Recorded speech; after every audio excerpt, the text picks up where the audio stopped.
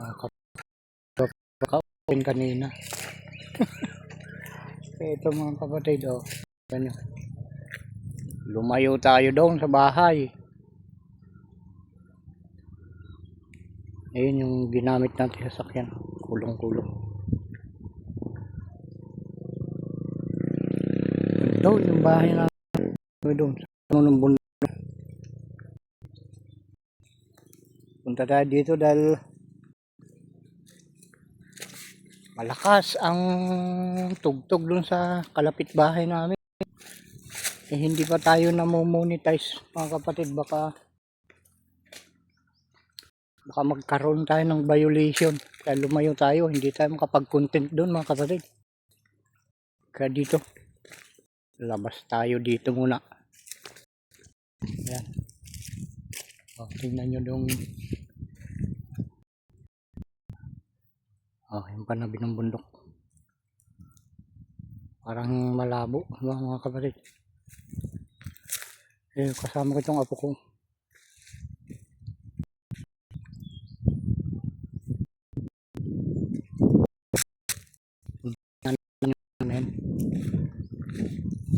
Yung may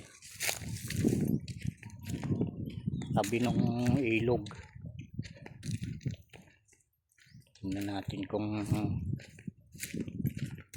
nagbago na yung anong. Matagal na ako pupunta dito.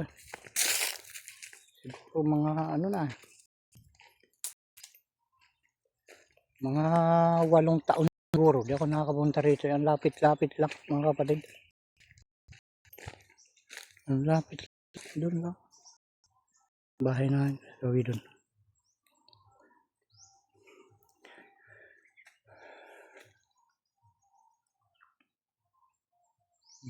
Mas ganyang mabuti yung ano. Maganda kasi pag matagal iikot yung camera mga kapatid. Kita nyo mabuti yung ano. Paligid sa lugar namin. Yan. Yan. Kung yan. Ito po.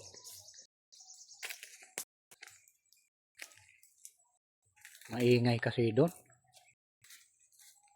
Dito muna tayo. Naipita ko sa ang gulo ng lugar na nakatok wala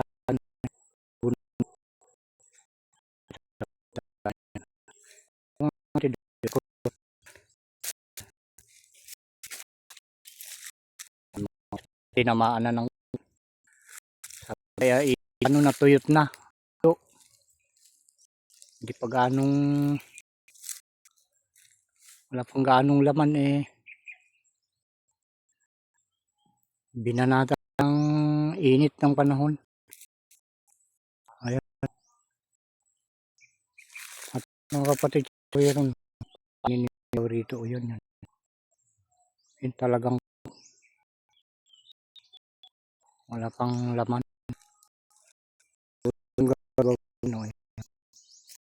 Ani. Kahirap din mga kapatid nung ganitong ano. Hanap buhay. Pagsasaka. Hirap tayo ng panahon.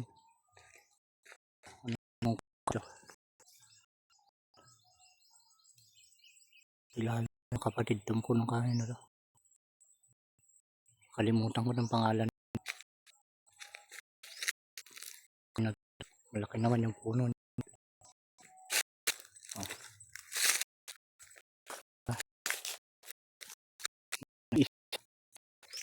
Ang tawag pala nila dito mga kapatid ay Ilocano ay dalipawi. Pawi nakalak. Dalipawin ito. O ayan.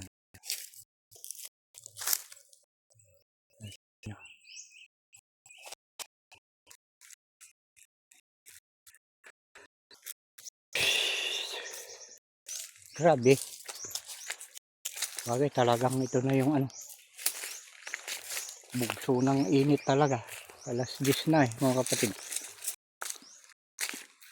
At ganito pala ang daan dito. Ito yung kapatid yung daan. Oh, tumutunog pala ito. Hindi tanda.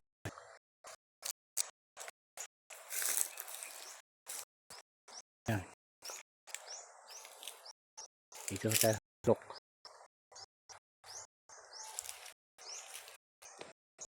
Yan.